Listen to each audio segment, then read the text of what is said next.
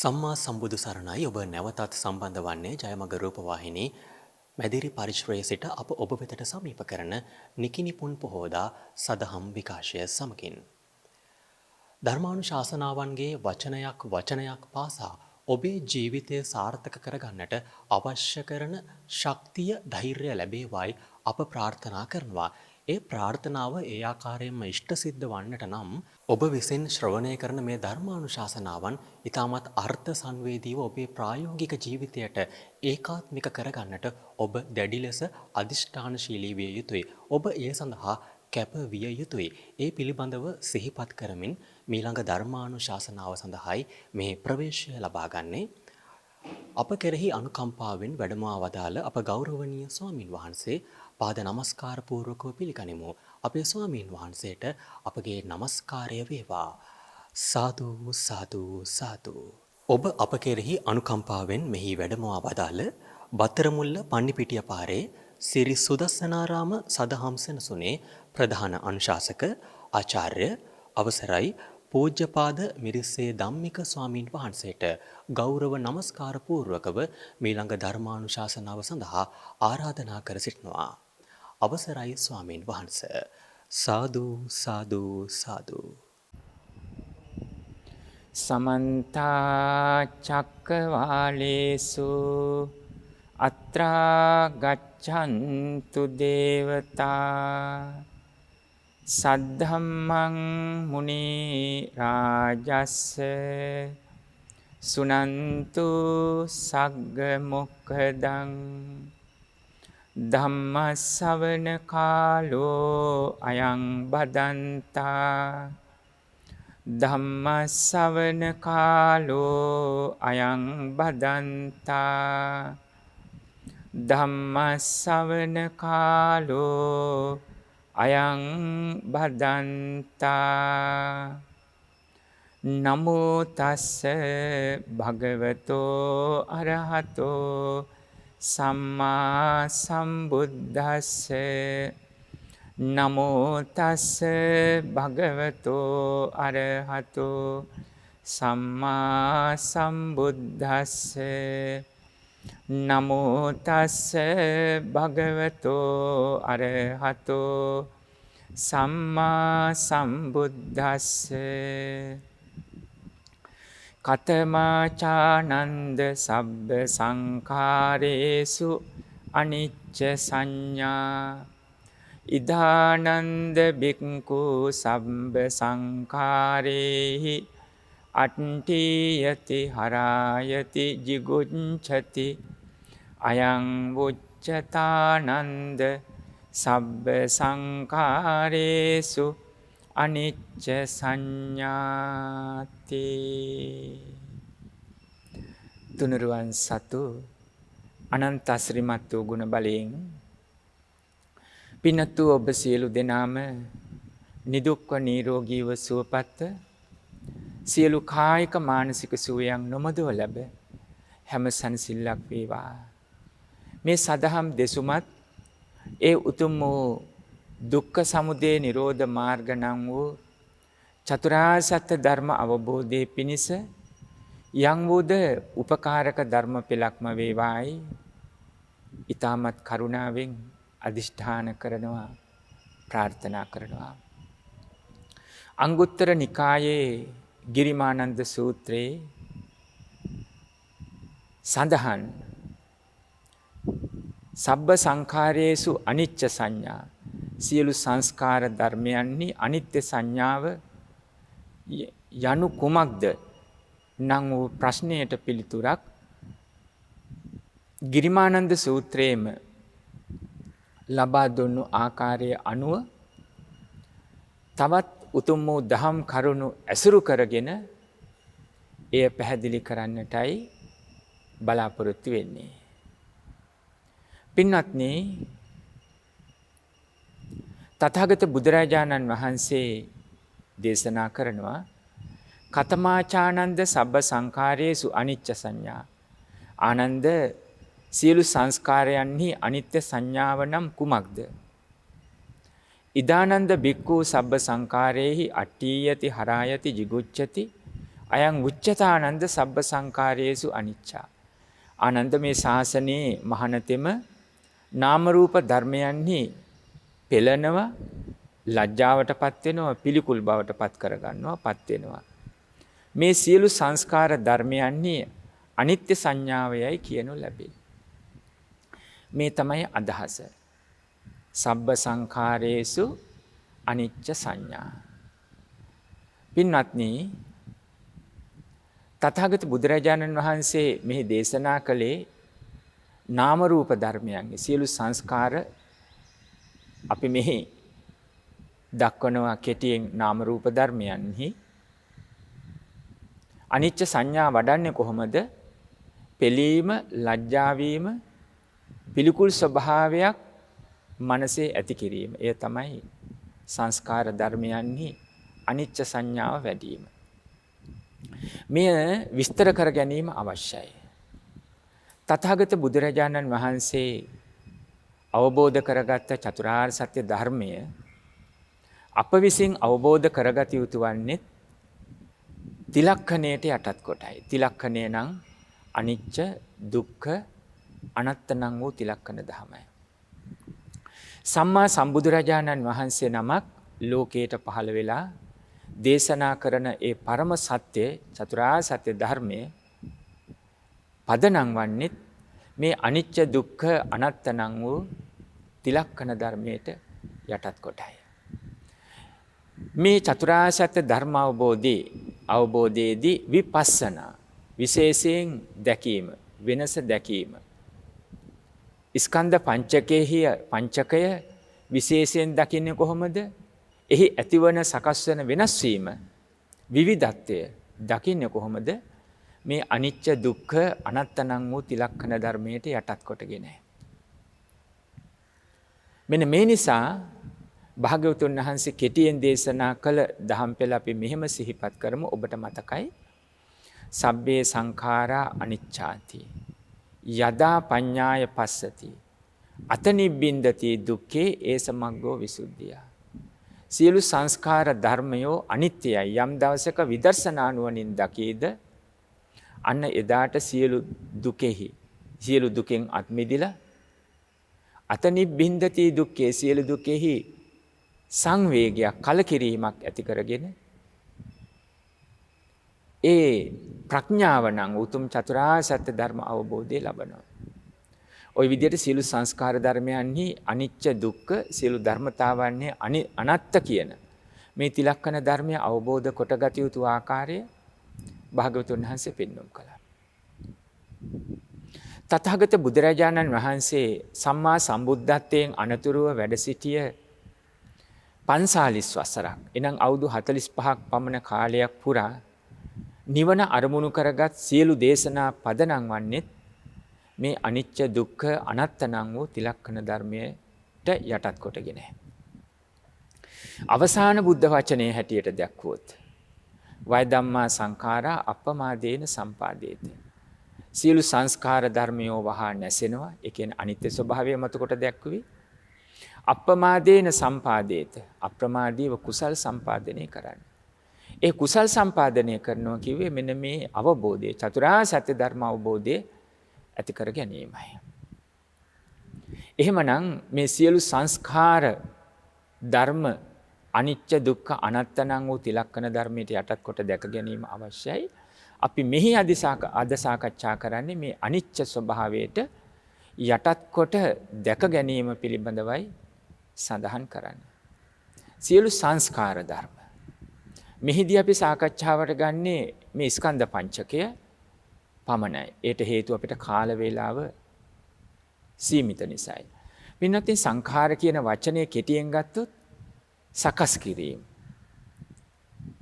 මනසින් ඇති කරගන්නා වූ සකස් කිරීම තමයි සංඛාර වෙන්නේ.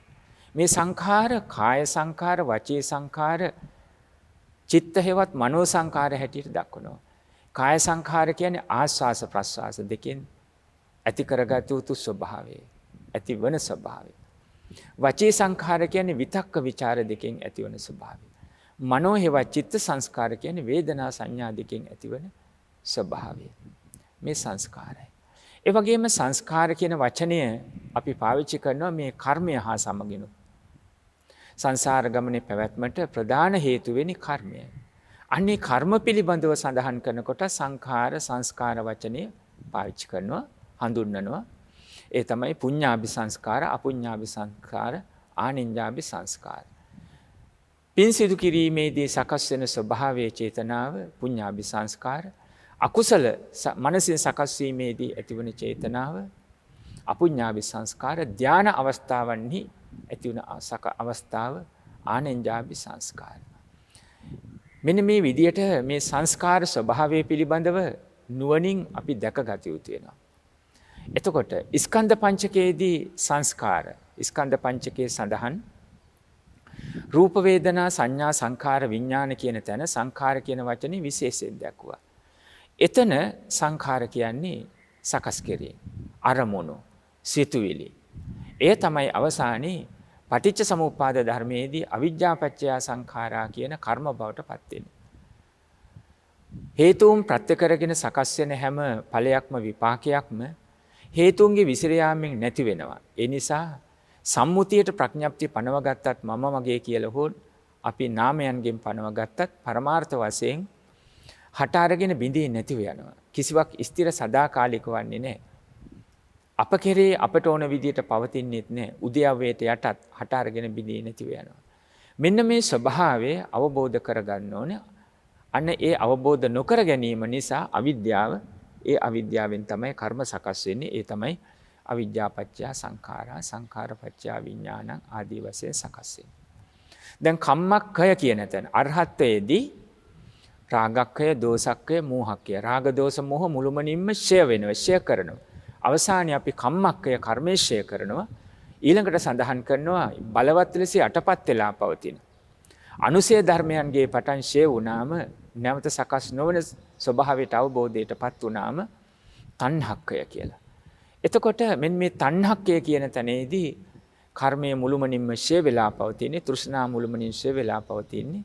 නැවතත් උපතකට අවස්ථාවක් නැහැ. උපතකට කිව්වේ පටිසන්ධි විඥානයකට අවස්ථාවක් නැහැ කියන එකයි. මොකද කර්මයක් නැහැ. කර්මයක් නැති තැන නැවතත් භවයක් නැහැ. භවය සකස් වෙනවා කියන්නේ පටිසන්ධි විඥානය සකස් වෙනවා කියන එකයි. පටිසන්ධි විඥානය සකස් වෙනවා කියලා කියන්නේ ස්කන්ධ පංචකයක් සකස් වීමයි. ස්කන්ධ පහම හෝ ඊට එකක් දෙකක් අඩුවෙන් හෝ සකස් වෙන්න පුළුවන්. හොඳයි පින්වත්නි, දැන් මේ අපි සඳහන් කරන්නේ එතකොට මේ සියලු සංස්කාර ධර්මයන්හි අනිච්ච සංඥාව වඩන්නේ කොහොමද කියන අදහසයි. එතකොට අපි මා මුලින් සඳහන් කළා මෙහි සියලු සංස්කාර හැටියට අප මේ දේශනාවේදී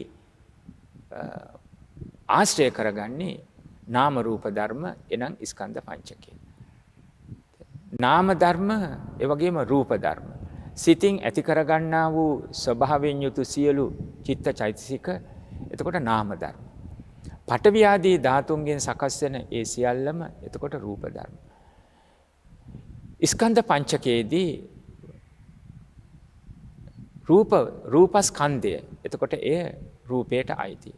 අනිත් සියල්ලම නාම ධර්ම.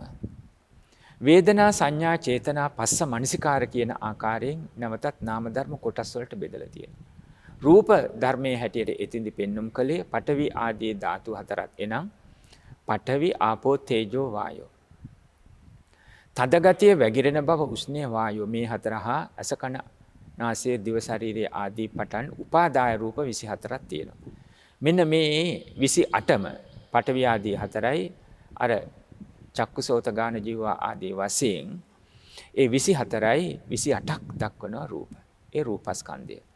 ඊළඟට වේදනා සංඥා සංඛාර විඥාන කියන හතර නාම ධර්ම හැටියට මෙහි දැක්වුවා. වේදනා සංඥා චේතනා පස්ස මනසිකාර ආදී වශයෙන් ඒවා බෙදලා දක්වන බවත් මා සඳහන් කළා. දැන් අපි ස්කන්ධ පංචකයේ කෙටියෙන් ගමු. නැත්තම් පින්නතුන්ලාට ව්‍යාකූල තත්ත්වයටපත් වෙනවා.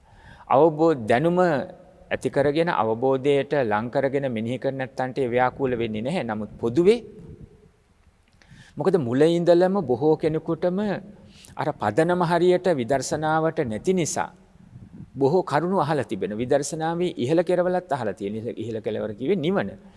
ඒ චතුරාර්ය සත්‍ය ධර්ම අවබෝධය පිළිබඳව අහලා තියෙනවා, දැනුම තිබෙනවා, ටිකෙන් ටික ඒවා විමසලා තියෙනවා. කිය භාවනාවෙන් විමසලා තියෙනවා. නමුත් මුල ඉඳලා නිසි පදනමක් සකස් වුනේ නැතුණාම නිසි අවබෝධයක් ලබන්න අපහසු වෙනවා. අන්න ඒ නිසා අපි සරල වශයෙන් මෙතෙන්දී මේ සියලු සංස්කාර කියන තැන ස්කන්ධ පංචකය පමණක් ගන්නවා. නැත්නම් ව්‍යාකූල වෙන්න ඉඩ තියෙනවා. ස්කන්ධ පංචකය අනිච්ච දුක්ඛ අනාත්මං වූ තිලක්කන ධර්මයට යටත් කොට දැක ගැනීම අවශ්‍යයි. නමුත් මෙතෙන්දී ප්‍රධානත්වයක් අපි දෙන්නේ අනිච්ච සංඥාවට. ඒ අනිච්ච සංඥාව ස්කන්ධ පංචකේ නැත්නම් නාම රූප ධර්මයන්හි අනිච්ච සංඥාව වැඩෙන්නේ කොහොමද? අට්ඨියති හරායති jigucchati. ඒ තමයි පැහැදිලි කරා. එතකොට පෙළනවා. මේ ස්කන්ධ පංචකයෙන් පෙළෙනවා. ස්කන්ධ පංචකය නිසා පෙළෙන්න වෙනවා. එතකොට ස්කන්ධ පංචකයෙන් අපි පෙළෙනවා කිව්වේ ස්කන්ධ පංචක අපි පෙළෙනවා කියන අදහසම නෙමෙයි. ස්කන්ධ පංචකයේ තිබෙනවා. රූපය, වේදනාව, සංඥාව, සංකාර, විඥාන. අපි විදර්ශනාව නිසලස පුරුදු නොකරගත්තොත් ඔය පෙළීමට, ඒ වගේම ලැජ්ජාවට, ඒ වගේම පෙළීමට, ලැජ්ජාවට, පිළිකුල් ස්වභාවයට අපේ සිත සකස් වෙනවා. හැබැයි මේ සිතම මේ ස්කන්ධ පංචකය කෙරෙහි යථාබෝධයෙන් දැක ගන්නට පුරුදු කරොත්, යථාබෝධයෙන් දැක ගන්නට පුරුදු කරොත් ඔය පෙළීම, ඒ වගේම ලැජ්ජාවටපත් වීම, පිළිකුල් ස්වභාවය කියන එක නැති වෙලා යනවා. පින්වත් මේක සරලව තේරුම් ගන්න භාග්‍යවතුන් වහන්සේ දේශනා කරනවා සංකප්ප රාගෝ පුරිසස්ස කාමෝ නිතේ කාමායානි චිත්‍රානි ලෝකේ. එතකොට කාමයේ පවතින පුද්ගලයාගේ හිතේ. පුද්ගලයා කියන්නේ ගැහණු පිරිමි සියලු දෙනාම. එතකොට කාමයේ පවතින පුද්ගලයාගේ හිතේ. හැම හිතකම පවතිනවද? අභාවිත හිත තුල. හේතුන් ප්‍රත්‍ය කරගෙන සකස් වුණු හැම ඵලයක්ම විපාකයක්ම හේතුන්ගේ විසිර යාමින් නැති වෙනවා කියන දැක, නැති වෙන බව අවබෝධ කොටගෙන සම්මුතියට මම මගේ කියලා කිව්වත් පරමාර්ථ වශයෙන් මගේ නෙවෙයි, මගේ ආත්මය නෙවෙයි, මගේ නෙවෙයි මා කෙරේ පවතින්නේ, මගේ ආත්මය නෙවෙයි මා කෙරෙහි මට ඕන විදියට පවතින්නේ නැහැ කියලා අවබෝධයක් ඇති කරගත්තොත් අන්න එතන සකස් වෙන්නේ අනිච්ච දුක්ඛ අනාත්ම තිලක්කන ධර්මය මතුවීම නිසා. ඒක භාවිත හිත. එතකොට ඒක භාවිත හිත. එහෙම පුරුදු නැතිව සම්මුතිය තුල පවත්තන දේවල් සම්මුතිය තුලින්ම අයිති කරගන්න හදනවා. එය මගේ, මම වෙමි, මගේ ආත්මය කියලා. හැබැයි මගේ නොවේ, මා වශයෙන් පවතින්නේ නැහැ. මේ තුල මම නැහැ, මා වශයෙන් පවතින්නේ නැහැ කියලා හිතුවොත් පරමාර්ථ ධර්මයෙන් පුරුදුනා මේ භාවිත හිත. එය නොවුනොත් අභාවිත හිත. මගේ, මම වෙමි, මගේ ආත්මය කියලා හිතුවොත් එය අභාවිත හිත. එතකොට ඒ අභාවිත හිතවල තමයි මේ පෙළීම, ලැජ්ජා වීම, පිළිකුල් ස්වභාවය සකස් වෙන්නේ.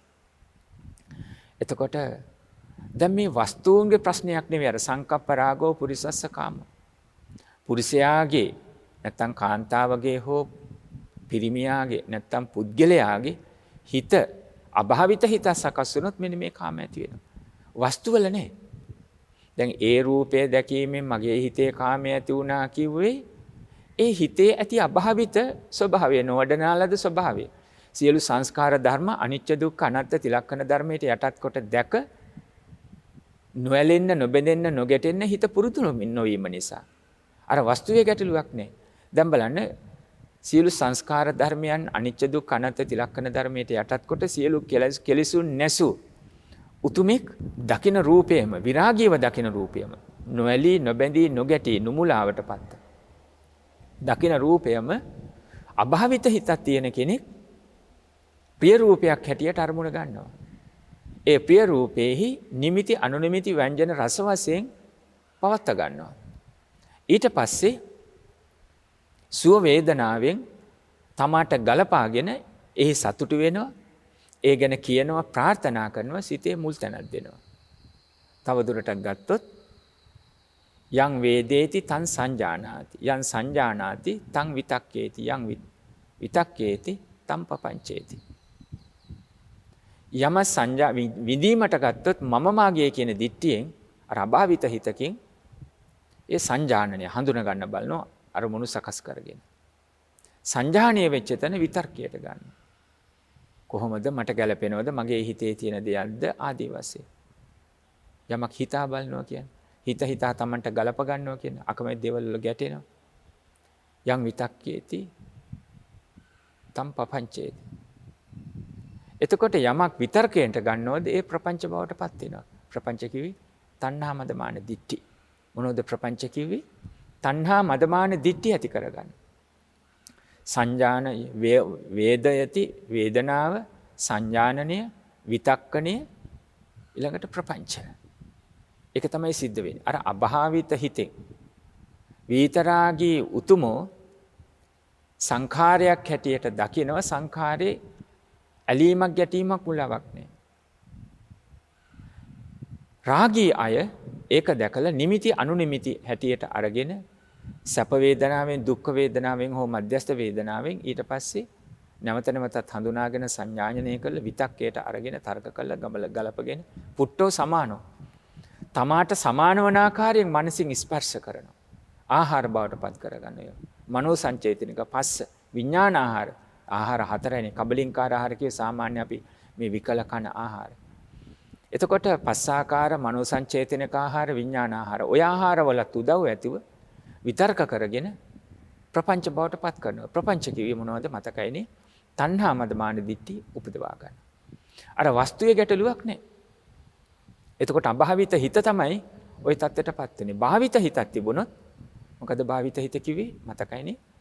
හේතුන් ප්‍රත්‍ය කරගෙන සකස් වෙන හැම ඵලයක්ම විපාකයක්ම හේතුන්ගේ විසිර යාමෙන් නැති වෙනවා කියන අවබෝධය ඇති කරගෙන සම්මුතියට මේ නාම රූප ධර්මයන් මම මගේ කියලා පැවැත්වුවත් පරමාර්ථ වශයෙන් ඒ කිසිවක් මගේ නොවේ මම නෙවෙමි මගේ ආත්මය නොවේ එනම් මගේ වශයෙන් පවතින්නේ නැහැ කියලා ඒ අවබෝධයක් ඇති කරගත්ත උතුමෝ විතරාගී උතුම. ඒ විතරාගී උතුමන්ට තවත් සංඛාරයක් විතරයි. ඇලෙන්නවත් හෝ බැඳෙන්නවත් හෝ ගැටෙන්න මෙතන කිසිවක් නැහැ කියලා අවබෝධ කරගන්න. පින්වත්නි දැන් පැහැදිලි නේද? අපි මේ සියලු සංස්කාර ධර්මයන්හි අනිච්ච සංඥා වඩන්නේ කොහොමද කියලා. jigucchati attiyati jigucchati harayati. attiyati harayati jigucchati. පෙළෙනවා ලැජ්ජාවටපත් වෙනවා පිළිකුල් ස්වභාවයක් ඇති වෙනවා.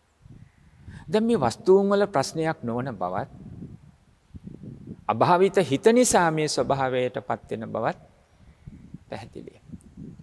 එතකොට අපි අයින් කරන්න ඕනද පුද්ගලයෝ? වස්තුන් ද අයින් කරන්න ඕන පුද්ගලයෝ ද අයින් කරන්න ඕන? ඔය කිසිවක් අයින් කරන්න ඕනේ. එහෙනම් අපි ඔය කුමක්ද මේ ආශ්‍රය ගැන කියන්නේ? සත්පුරුෂෝ ආශ්‍රය කරන, කල්යාණ මිත්‍රෝ ආශ්‍රය කරන, දුර්ජනය අසත්පුරුෂය ආශ්‍රය කරන්න එපා කියලා. පුද්ගලයෝ අයින් කිරීමක් ගැනද මේ කියන්නේ? නෑ, මූලික පියවරේදී අපි පිරිසගෙන් හුදකලා වීම පහසුයි. අභාවිත හිත ඇලීම සහ ගැටීම සිද්ධ වෙනවා. ප්‍රිය අරමුණු වල ඇලෙනවා, අකමැති අරමුණු වල ගැටෙනවා. එතකොට තමන් හුදකලා වීම තුළ ඇලෙන ගැටෙන ස්වභාවය බැහැර කරගෙන අවබෝධය ලබන්න පුළුවන්. හේතුන් ප්‍රත්‍ය කරගෙන සකස් වෙන හැම ඵලයක්ම විපාකයක්ම හේතුන්ගේ විසිරයාමෙන් නැති වෙනවා කියන ස්වභාවය. අනිච්ච දුක්ඛ අනාත්ම තිලක්කන ධර්ම අවබෝධ කරගන්න පහසුයි. පිරිස් මැද සිටිනකොට විවිධ පිරිස් වල හැසිරීම චරිත ස්වභාව වෙනස්. එතකොට නිදහස් වෙන තියෙන අවස්ථාව නෙමෙයි ඇලෙන බැඳෙන ස්වභාවය වැඩි. එහෙත් නිදහස් තැනක පුද්ගලයන්ගෙන් නිදහස් කාමාදී වස්තුන්ගෙන් බැහැරව සිට මානසිකාර්ය කරනකොට මෙනෙහි කරන විට අපේ හිත සංසුන් කරගන්න පුරුදු කරගන්න පහසුයි. තිලක්කණයට යටත් කොට දකින්න පහසුයි. හේතුන් ප්‍රත්‍ය කරගෙන සකස් වෙන හැම ඵලයක්ම විපාකයක්ම හේතුන්ගේ විසිරයාමෙන් නැති වෙනවා කියන තැන දකින්න පහසුයි. එහෙම දැකගෙන අවබෝධයට ආවට පස්සේ පුද්ගලයෝ දහස් ගාණක් මැද හිටියා, ලක්ෂ ගාණක් මැද හිටියත් ඒ පුද්ගලයන්ගේ චරිත ස්වභාව රාග, දෝෂ, මෝහ, විතක්ක, ශ්‍රද්ධා, බුද්ධි අයහපත් දේවල් අපිට ගැටලු කරගන්නේ රාග චරිත, දෝෂ චරිත, මෝහ චරිත, විතක්ක චරිත. ඒ සද්ධා චරිත හා බුද්ධි චරිත කියන පුද්ගලයෝ අපේ මගට උපකාර කරගන්න පුළුවන්. දැන් රහත් උතුමන්ට 아무තේ උපකාර කරගන්න දෙයක් නැහැ. නමුත් ධර්මකින් හරි සෝතාපන්න ස්වභාවයේ පටන් සෝතාපන්නත් නොවේ නම් තවම. කල්යාණ පෝතුජ්ජන හෝ චුල්ල සෝතාපන්න හෝ. තාම සක්කාය දිට්ඨිය ආදී අර සෝතාපන්න වෙනකොට බැහැර කළ යුතු මුල් සංයෝජන තුන පවතිනවා. නමුත් කල්යාණ පෝතුජ්ජන පෘථග්ජන උනත් මාර්ගයට බැසගෙන හැම අරමුණෙහි සිත සිහිය පවත්වාගෙන. එනම් හැම අරමුණකම සති සම්පජඤ්ඤය පවත්වාගෙන. මෙතන සිහිය පවත්වනවා කියන්නේ සති සම්පජඤ්ඤය අනිච්ච දුක්ඛ අනාත්ම තිලක්කන ධර්මයට යටත් කොට අරමුණු දෙස දැකීමට බැලීමට හැකියාව. එතකොට උපාදානීය වීම සංයෝජනය වීම බැහැර වෙලා යනවා. ඒ අදහස තමයි අපි දැක ගන්න ඕනේ.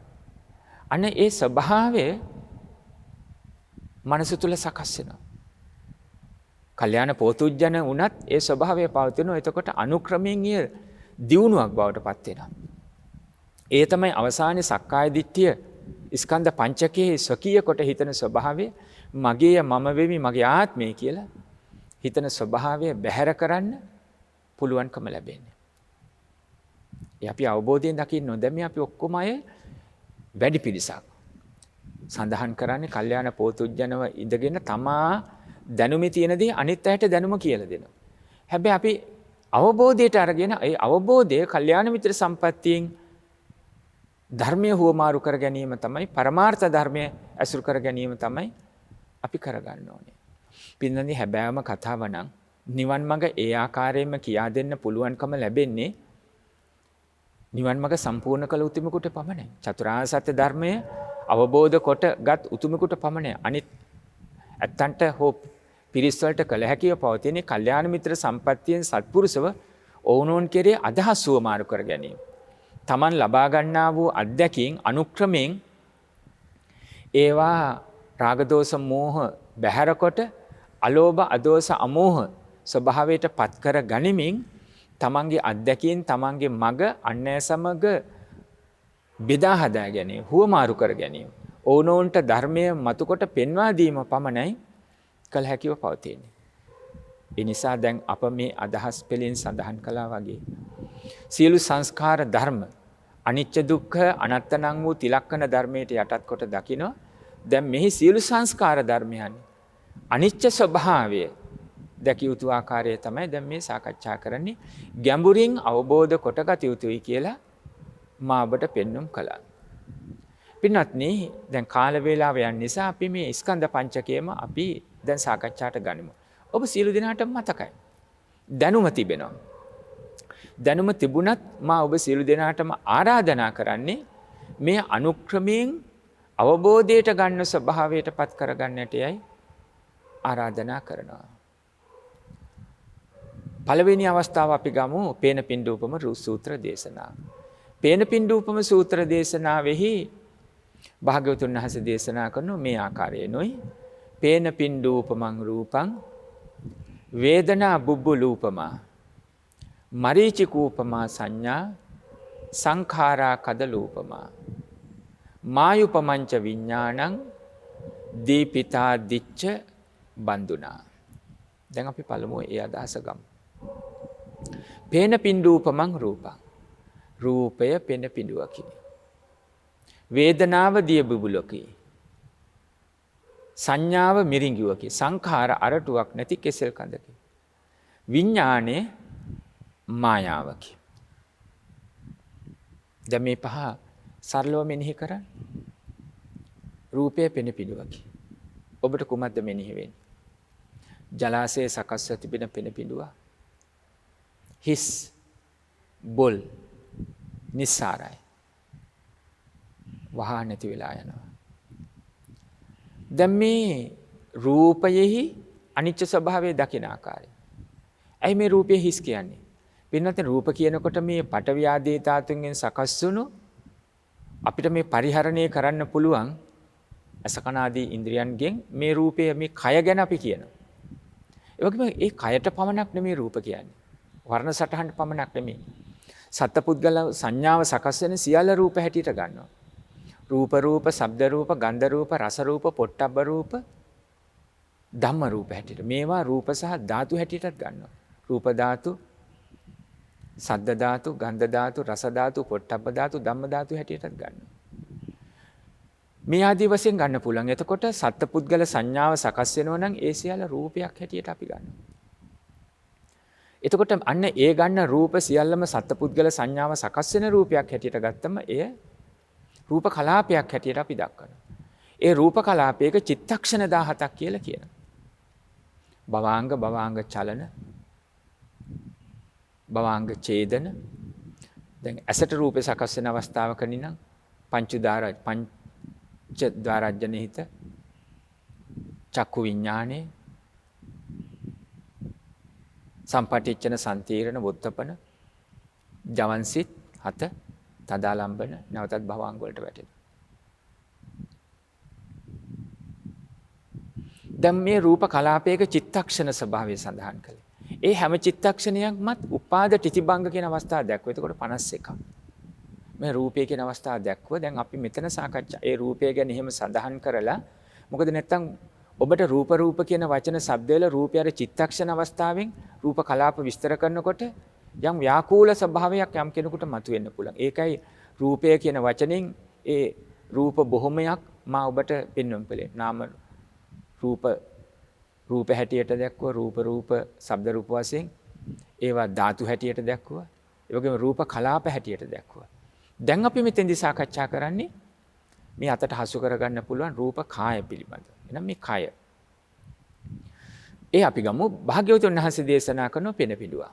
නිස්සාරයි. බොල්. හිස්.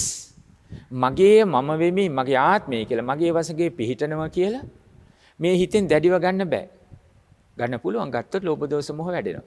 නොගත යුතුයි. දැන් මේ සංඥා මේ අනිච්ච සංඥාව සබ්බ සංඛාරයේසු අනිච්ච සංඥා.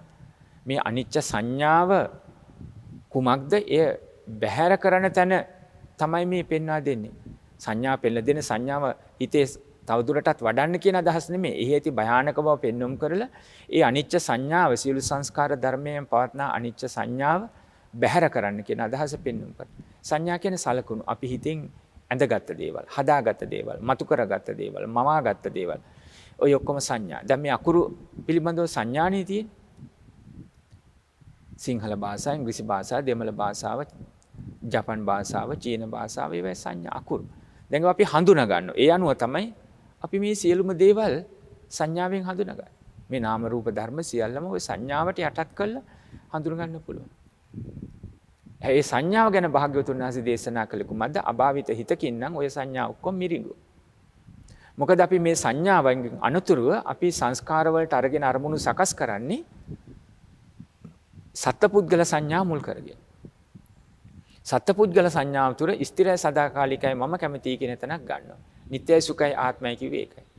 ඊට පස්සේ මගේ කරගන්නවා. මගේය මම වෙමි මගේ ආත්මය කියලා මට ඕන විදිහට පවතිනවා කියලා අභාවිත හිත ඒවා සකස් කරගෙන කර්ම බවට පත් කරගෙන නැවත සංසාර ගමන සකස් වෙන්න සංඛාරපච්චය විඥාන විඥානපච්චය නාම රූපං වශයෙන් සසර පැවැත්මට අවස්ථා හදලා දෙනවා.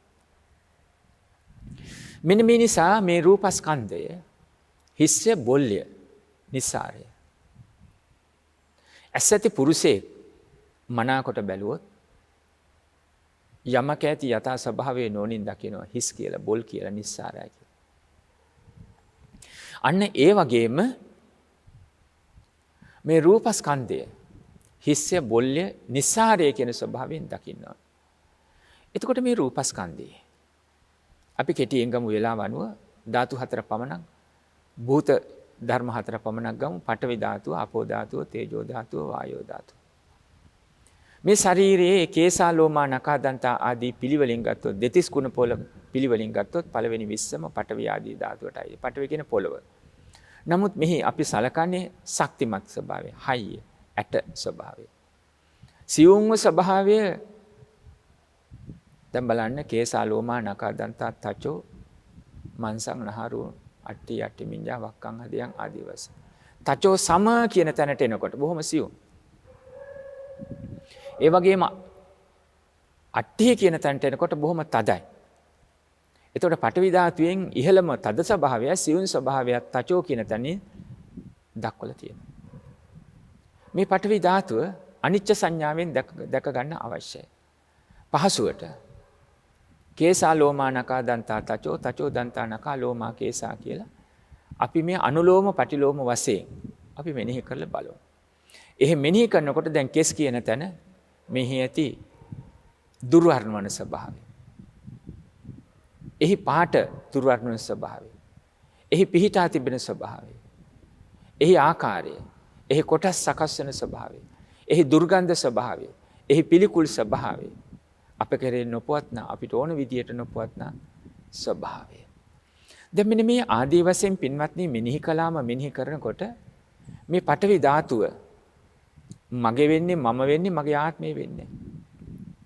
දැන් මේ කයේ රූපකයේ පඨවි ආදී ධාතුන්ගෙන් සකස් වුණු රූපකය වෙහි ප්‍රධාන වශයෙන් අශෘතව පෘථග්ජන හිත හඳුනගන්නේ පඨවි ධාතුවත් එක්ක. කේසා, ලෝමා, නඛා, දන්තා, තචෝ, මන්සං බලන්න. හිසකෙස් ප්‍රමුඛ කොට ඇත නලල මුහුණ, ගෙල, ශරීරයේ දෑත දෙපේ පටන්. අඩු ගානේ සමෙන් හරි තචෝ කියන තැනින් හරි හඳුන ගන්න ඕනේ. ඒ පඨවි ධාතුවෙන්. ඒට තමයි මගේ කියලා මම වෙමි කියලා මගේ ආත්මය කියලා පවර්ලා දෙන්නේ.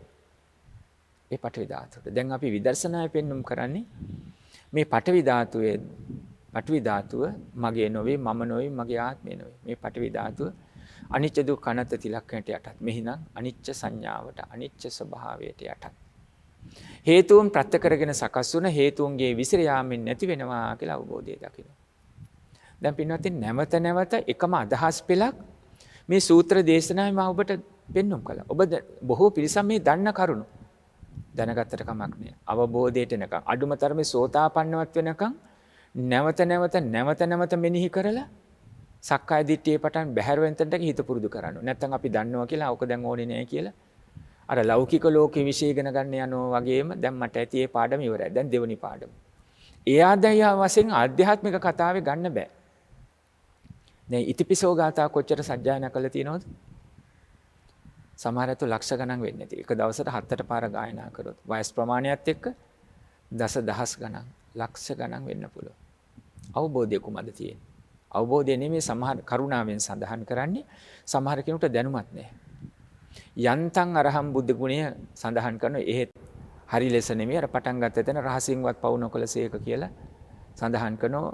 එය නෙමෙයි අරහන් බුදු ගුණේ හැබෑ තේරුම අරහන් යනු සුදුසුයි කියන එක. ඇයි සුදුසු වන්නේ? සංසාර ගමනේ ඇති භයානක බව නුවණින් දුටුවා. ඒ ත්‍රිවිද්‍යා ඥානයන්ගේ. පුබ්බේ නිවාසානුසති චතුූපපාත ඥාන ආසවක්ඛේ කියන මේ ත්‍රිවිද්‍යා ඥානයන්ගේ තමන් වහන්සේගේ හා සියලු සත්‍යයන්ගේ සංසාර ගමනේ ඇති භයානක බව නුවණින් දැකලා ඒ භයානක සසර සකස් වෙන්නේ මෙන්න මේ තෘෂ්ණාව නිසා. මගේ මම වෙයි මගේ ආත්මය කියලා හිතින් දැඩිව ගන්න නිසා, උපාදානය කරගන්න නිසා. ඒ තෘෂ්ණාව හේවත් ආශ්‍රව බැහැර කළ යුතු ආකාරයේ භාග්‍යවතුන් වහන්සේ දේශනා කළා. උන්වහන්සේ අවබෝධ කරගෙන දේශනා කළේ. ඒ ආශ්‍රව ධර්ම මුළුමනින් බැහැර කළා. එහි ප්‍රතිඵලය තමයි චතුරාර්ය සත්‍ය ධර්ම අවබෝධය. ඒ නිසා උන්වහන්සේ රාගක්කය, දෝසක්කය, මෝහක්කය. උන්වහන්සේ සියලු පව් පාප කර්ම මුළුමනින් බැහැර කළා කියලා සඳහන් කළේ. මේ නිසා තමයි අපි අර පසු කාලේ නියදුවේ දෙවියන්ගේ බම්බුන්ගේ මිනිස්යන්ගේ ආමිෂ ප්‍රතිපත්ති පූජාන්ට සුදුසුයි කියලා. ඉතින් බුදු ගුණය දැනුමින් ඔබට ගොස් අවබෝධයෙන් යුක්තව මේ සංසාර ගමනේ ඇති භයානක බව නුවණින් දැකලා ස්කන්ධ පංචකයේ අනිච්ච දුක්ඛ අනාත්ම තිලක්කන ධර්මයට යටත් කොට දැක ගන්න පුළුවන්කම තිබෙන්න ඕන. එහෙම නැත්නම් භාග්‍යවතුන් වහන්සේ සියලු කෙලෙසුන් නැසූසේක සියලු කෙලෙසුන් ජයගස්සේක සියලු පාපයන්ගෙන් මිදුණසේක මේක හැමදාම ඔබයි මමයි කියමින් ඉන්නවා. තමන් ඇසකින් රූපයක් අරමුණු වෙන විට චක්කු විඥානය පහළ වීමේදී අභාවිත හිතක් නොවුන සිද්ධ වෙන්නේ තමන් කැමති අරමුණේ ඇලීම සහ අකමැති අරමුණේ ගැටීම. නමුත් අර බුදු ගුණයේදී භාග්‍යවතුන් වහන්සේ සියලු පාපයන්ගෙන් මිදුණසේක කියන තැන අපි කියනවා. හැබැයි අපි තුල සියලු පාපයන්ගෙන් මිදෙන ස්වභාවයට අසකනාදී මේ ආයතන ධර්ම රූප ශබ්දාදී ආරම්මණයන් සකස් වෙනකොට අනිච්ච සංඥා ප්‍රධාන කොට වඩාගෙන ඒ ආශ්‍රව ධර්මයන්ගේ ප්‍රහාණය පිණිසම අපි කටයුතු කළාද කියලා අපිට අවබෝධය තිබෙනවා. වැඩි පිරිසකට නැති වෙන්න පුළුවන්. ඒ නිසා කරුණාවෙන් අපි ගණන් හදමින් තොරතුරු රැස් කරමින් අසවල් පාඩම අපි දැන් අවසන් කළා. අසවල් කරුණු ගැන මට හොඳ දැනුමක් තිබෙනවා කියන තැනකට වඩා ඒ අවශ්‍යයි. ඊට වඩා අවබෝධය තමයි වඩාත්ම අවශ්‍ය කරන්නේ. අර ඔබ සියලු දෙනාට මතක දහම් කරන පැහැදිලි කරන්නේ. සුනාත ධාරේත චරාත ධම්මේ අහන්න හැසිරෙන්න. සුන් අහන්න දරන්න ඒ කියන්නේ මතකේ තබාගෙන චරාත ධර්මයේ හැසිරෙන්න. ධර්මයේ හැසිරෙනවා කියන්නේ අරමුණක් නැතුව යනවයි කියන එක නෙමෙයි. දැන් මේ යම් පුද්ගලයෙකුට කියනවා මේ වත්තපිටිය වටා පොඩ්ඩක් බහුවෙල ඇවිදලා බලලා එන්න කියලා. ගිහිල්ලා ඇවිල්ලා බලලා කියනවා මං ඇවිදලා ආවේ කියලා. හැබැයි කියපු අය බලාපොරොත්තු උනේ කැඩිච්ච බින්දිච්ච දෙයක් තියෙන ඒ ගැන දැකගෙන ඒවා හැකිනම් නිවැරදි කරන්න, නැත්නම් ඒවට අවශ්‍ය කටයුතු සලසලා දෙන්න. ගහේ කොලේ දෙයක් වැටලා තිබෙනවා නම් පාවිච්චියට ගන්න පුළුවන් දෙයක් නම් පාවිච්චියට ගන්න ආදී වශයෙන්. තමයි අදහස් කළේ. නමුත් ඇවිදලා එන්නේ කොහොම ඇවිදලා ආවා. කරපු කියපු දෙයක් නෑ. අපි දැනුම තිබෙනවා කියලා දැනුම තියාගෙන ඉන්නවා මම දන්නවා කියලා. හැබැයි අනිච්ච දුක්ඛ අනාත්ම සංඥා කොච්චර කිව්වත් ඒක වැඩිලා නැත්නම් තවමත් මේ රූපස්කන්ධේ පටන් පඨවියාපෝ තේජෝ වායෝ කියන ධාතුන්ගෙන් සකස් වුණු මේ අපි කතා කරන ස්කන්ධ පංචකේ රූපස්කන්ධයේ තවමත් ඇලීම ගැටීම සහ මුලාව නම් සකස් වෙන්නේ අපි වචන මාලාවක පමණයි සිටින්නේ. අර අනිච්ච සංඥාව නිසලස වැඩිලා නැහැ. මේ සඳහන් කරන්නේ දැනුම පමණක් ගැනීමක් ගැන නෙමෙයි. දැනුම අවශ්‍යයි. ඒක දැනුම අවශ්‍ය වෙන්නේ අවබෝධයටයි. අවබෝධයට අවශ්‍ය පරිසරය සකස් කරගන්න තමයි දැනුමක් ගැන අපි මේ කියන්නේ. ඒ නිසා ස්කන්ධ පංචකේ පෙන පිඬුවක් කියන එක රූපේ පෙන පිඬුව හිස් බොල් නිස්සාරයි කියන අදහස නුවණින්ම දැකලා දැන් එතනින් අදහස් කරනවා ඊට පසුව මේ රූපය ගිලන් කරගන්න තැනකටපත් කරගන්න කියලා නාන්නේ නැහැ, බෙහෙතක් කරන්නේ නැහැ, පිරිසිදුව පාත්ත ගන්නෙ නැහැ, කෙස් වැවිලා කුණු ගෑවිලා එතිලා තියෙනවා, පීරන්නේ නැහැ කියලා හොදන්නේ නැහැ කියලා හිතනවා. රවුල හොඳටම වැවිලා කිලිටු වෙලා තියෙනවා, මූණ සෝදන්නේ නැහැ කියලා හිතනවා. ඒ නෙමෙයි. තථාගත බුදුරජාණන් වහන්සේ මේ පරිසරයේ ප්‍රසන්න භාවයේ දේශනා කළා. අස්සාද කියන කතාවෙන් පෙන්වුම් කළේ ඒක. ලෝකයේ දකින්නකොට මේ මෙතෙන්ටත් අදාළයි. අස්සාද ආදීනව නිස්සර. ලෝකයේ අස්සාදයෙන් දකින්න.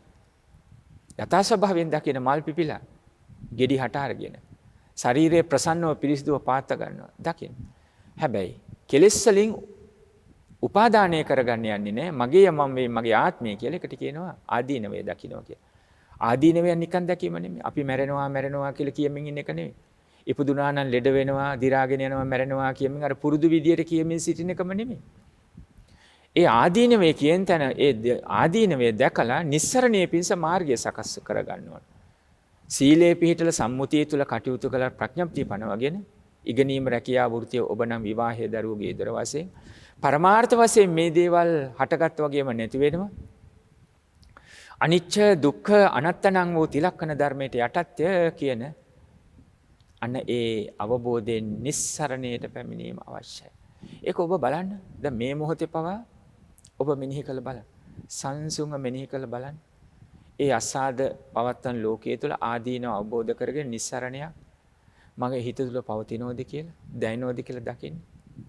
දැන් සම්මුතියට ස්වාමියා බින්ද දෙමෝපියෝ දරුවෝ සොහිරුයා මුණුබුරු මිනිබිරියන් වශයෙන් ළඟ ඉන්න පුළුවන්, යුතුයකම් කරන්න පුළුවන්. සම්මුතියට නෝ ගේදොර හදාගෙන රැකියාව වෘතිය Tamanටත් ලෝකයාටත් යහපත් ලෙස ප්‍රයෝජනයක් වීම කරගන්න පුළුවන්. නමුත් මේ කුමද්ද පෙන්눔 කරන්නේ? පරමාර්ථ වශයෙන් සියලු සංස්කාර ධර්මයෝ අනිච්ච දුක්ඛ අනාත්තං වූ තිලක්කන ධර්මයට ගන්න. මෙහිදී නම් අනිච්ච සංඥාව කෙලෙස් සකස් නොවන ආකාරයට වැඩෙන්න අවස්ථාව සලසන්න කියන අදහසයි පෙන්වුම් කරන්නේ. ඒ පේන පින්ඩ උපමන් රූපම් වේදනා බුබුලු උපමා විඳීම දිය බුබුලා. වේදනාව සැප වේදනා, දුක්ඛ වේදනා, මධ්‍යස්ථ වේදනා කියන මේ වේදනාව තුනම දිය බුබුලා. හට අරගෙන බිඳී යනවා, නිස්සාරයි, අස්තිරයි. එහි සරු යමක් නැහැ මම මගේ කියලා ගන්න. දිය බුබුලත් ඒ වගේ. වේදනාව ඒට ගලපලා බැලුවා. සම්මුතිය තුල සැප වේදනාව දකින්න දැන් පුබ්බේච කත පුඤ්ඤතා පෙර කරන ලද පිනක් අනුව යම් අපි යමක් ලබා ගන්න ලැබෙන්න මූලික સિદ્ધාන්තයේ සකස් වෙනවා. හැබැයි උත්සාහය, අදිෂ්ඨානයේ, ධෛර්යය, ප්‍රඥාව, සත්පුරුෂ ආශ්‍රය, කල්යාණ මිත්‍ර සම්පත්තියත් එක්ක ඒව දිනු කරගන්න. ඒක සැප වේදනාවෙන් දකින්න. හැබැයි තණ්හා මදමාන දිට්ඨියෙන් ගන්න හේතුව ඇයි? ඔබ කියන්නේ හේතුව ඇයි? මේ සැපය, සැප වේදනා වස්තු අරමුණු කරගෙන සිතේ ඇති කරගන්නා වූ නාම ධර්මයේ චෛතසික ස්වභාවය තමයි දැන් මේ සැප වේදනා හැටියට දකින්නේ. ඇයි ඒක මගේ කරගන්නේ නැත්තේ? හේතුන් ප්‍රත්‍ය කරගෙන සකස් වෙලා තියෙන්නේ. හේතුන්ගේ විසිරියාමෙන් නැති වෙලා යනවා. දැන් සැප උපදව ගන්න මගේ ගෙදර, මගේ ආහාර, මගේ ඇඳුම් පැළඳුම්, හිතේ මගේ තනතුරු ආදී වශයෙන් සියල්ලම. හේතුන් විසිරීලා යනකොට ඔය ඵල ඔක්කොම විසිරීලා නැති වෙලා යනවා. ඒ නිසා තණ්හා මදමාන දිට්ඨිය මං හිතින් ගන්න නැහැ කියන තැනකට තියෙනවා. දුක්ඛ වේදනාවේ හඳුනගන්නේ අනිච්ච සංඥා හඳුන ගන්නවා. හැම වස්තුවකම ඇති වෙන වෙනස් වීමක් තිබෙනවා. ඒ වෙනස් වීම නුවණින් දකිනකොට වෙනස් වීම අපමණයි. එහි යථා ස්වභාවය කියලා නුවණින් දකිනවා. හඬන්න වැළපෙන්නේ යමක් නෑ. හඬන්න වැළපෙන්නේ වෙනස් වීම වෙනස් නොවෙනවා කියලා හිතින් උපාදානය කරගෙන හිටපු නිසා. මේ වස්තුව නෙවෙන්න පුළුවන් පොදුවේ. සිතට සකස් වෙන්නා වූ ඇසෙන් රූප කනින් ශබ්ද වශයෙන් විඥානයන්ගෙන් ගන්නා වූ සියල්ලම හිතේ හදාගෙන තියෙනවා. ඒක මගේ මම ස්ථිරයි කියලා. නමුත් ඒ හිතෙන් සකස් වුණා වූ රූපය කනින් සකස් වුණා වූ ශබ්දයේ පටන් සය ආයතනයන්ටම සකස් වුණා වූ සය ආරම්මන. ඊළඟට ස්පර්ශ. චක්කු සම්පස්සජා වේදනා, සෝත සම්පස්සජා වේදනා ආදී වශයෙන් ස්පර්ශ. මේ විඳීම් පවා ස්ථිරයි කියන හැඟීමෙන් තමයි හිතේ පාත්තගෙන තිබෙන්නේ. දැන් යම් වූද දැනුමක් තිබෙනවා ස්ථිර නැහැ නැති වෙනවා කියලා. හැබැයි හිතට දීලා තියෙන්නේ මේක ස්ථිරයි. අස්ථිරයි කියලා හිතනවා නම් ඒක අමතක කරනවා. වෙන් වෙයි වෙනස් වෙයි කැඩෙයි බිඳෙයි කියලා හිතනවා නම් ඒක අමතක කරලා හිතලා නෑ ඒක හැම වෙන්නේ නෑ කියලා හිත රවට්ටගෙන පාත්ත ගන්න ස්ථිරයි කියන සංඥාව විතින්ද ගන්න. හැබැයි අනිච්ච සංඥාව ගන්න කිව්වේ අනිච්ච දුක්ඛ අනත්තනං වූ තිලක්කන ධර්මයට යටත් කොට දැකලා වෙනස් වීම තුළ වෙනස් වීමක් තිබෙනවා. අපිට අවශ්‍ය දෙයට පිළියම් කරනවා. ගිලන් වෙනකොට මේ ශරීරය ගිලන් වේගෙන යනකොට අවශ්‍ය ප්‍රතිකාර කරනවා. කෝපයක් පිඟානක් ස්ථානයක් ගෙයක් දොරක් කැඩෙනකොට හැකිනම් ප්‍රතිසංස්කරණය කරනවා. හඬා වැළපෙන යමක් නෑ. මොකද මේ හැමතැනකම පවතින මේ වෙනස් වීම තමයි.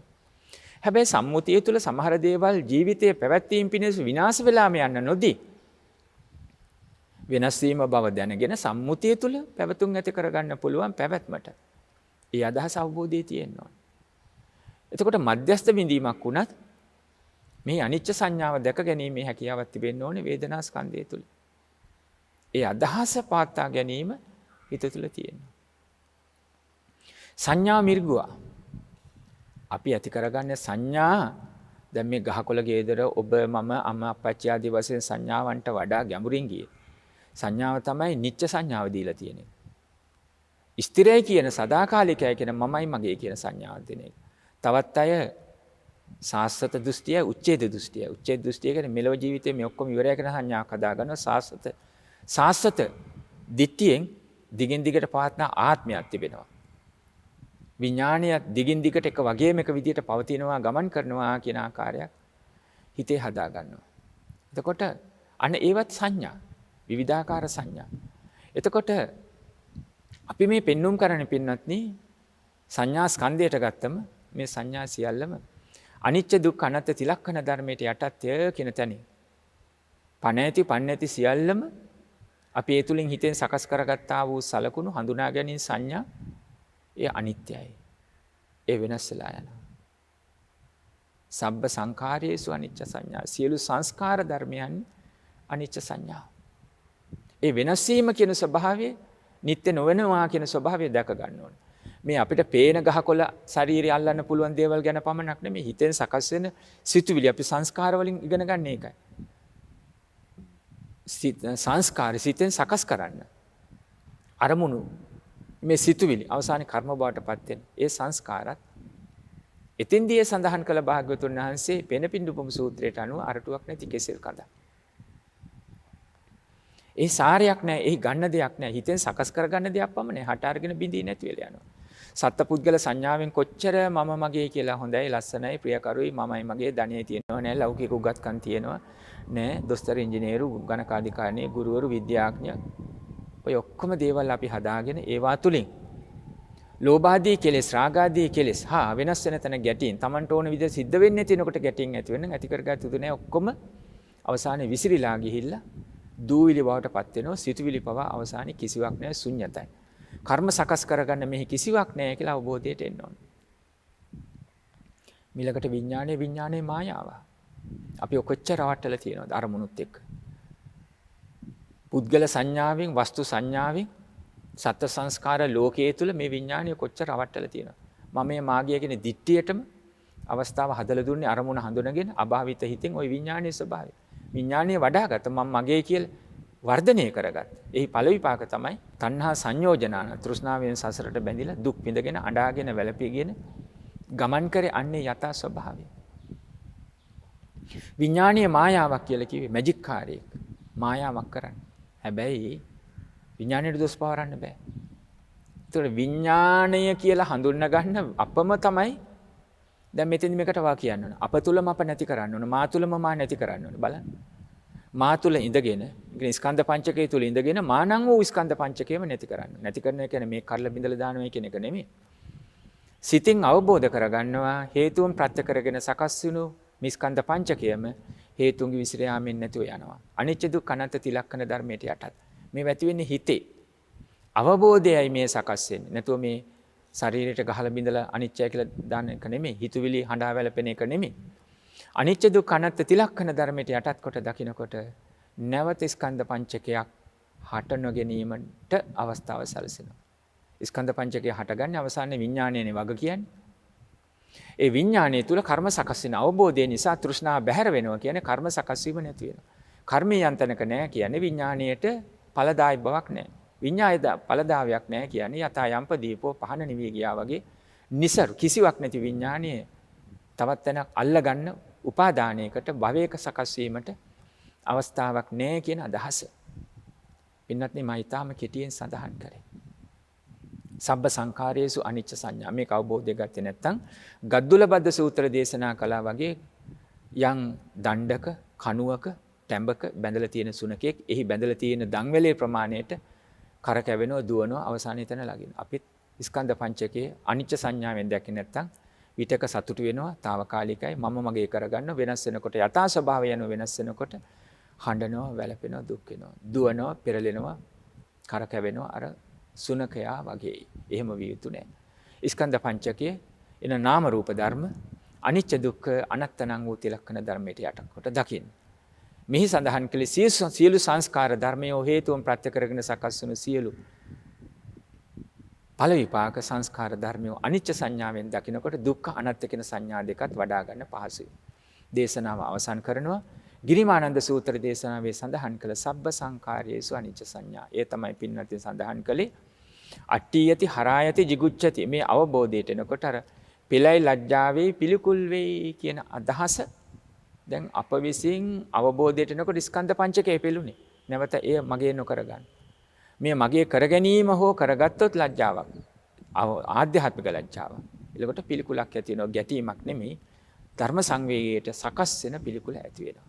දේශනාව අවසන් කරනවා හැම දිනාටම මේ ගෞතම බුද්ධ ශාසනයේදීම ඒ උතුම් චතුරාර්ය සත්‍ය ධර්ම අවබෝධයෙන් අමා නිවන් පිණිසම උපනිශ්‍රය වේවායි ඊ타මත් කරුණාවෙන් අදිෂ්ඨාන කරනවා ප්‍රාර්ථනා කරනවා. ආකාසට්ඨා ච බුම්මට්ඨා දේවා නාග මහිද්దికා පුඤ්ඤන්තං අනුමෝදිත්වා චිරං රක්ඛන්තු ශාසනං. ආකාසට්ඨා ච බුම්මට්ඨා දේවා නාග මහිද්దికා පුඤ්ඤන්තං අනුමෝදිත්වා චිරං රක්ඛන්තු දේශනං. ආකාසට්ඨා ච බුම්මට්ඨා දේවා නාග මහිද්దికා පුඤ්ඤන්තං අනුමෝදිත්වා චිරං රක්ඛන්තු ලෝක ශාසනං. ජයමග රූපවාහිනී නිකිනිපුන් පොහෝ දින සදහම් විකාශය මෙහෙ වූ බත්තරමුල්ල පන්නිපිටිය පාරේ සිරි සුදස්සනාරාම සදහම් සෙනසුනේ ප්‍රධාන අනුශාසක ආචාර්ය අවසරයි පූජ්‍යපාද මිරිස්සේ ධම්මික ස්වාමින් වහන්සේට අපගේ নমස්කාරය වේවා. අප ස්වාමින් වහන්සේට දීර්ඝායුෂ සම්පන්නිය ලැබේවා. සාදු සාදු සාදු. නිකිනිපුන් පොහෝ දින ජයමග රූපවාහිනී සදහම් විකාශය සමගින් තවදුරටත් ඒකාත්මික වන්නට අප ඔබට ආරාධනා කරනවා. මීළඟට රාත්‍රියේදී ඔබට හැකියාව තිබෙනවා විශේෂ ධර්ම සාකච්ඡාව ශ්‍රවණය කරන්නට. ඒ පිළිබඳවත් මතක් කරමින් නැවත සම්බන්ධතාවය ජයමග රූපවාහිනී ප්‍රධාන පාලක මැදිරියට.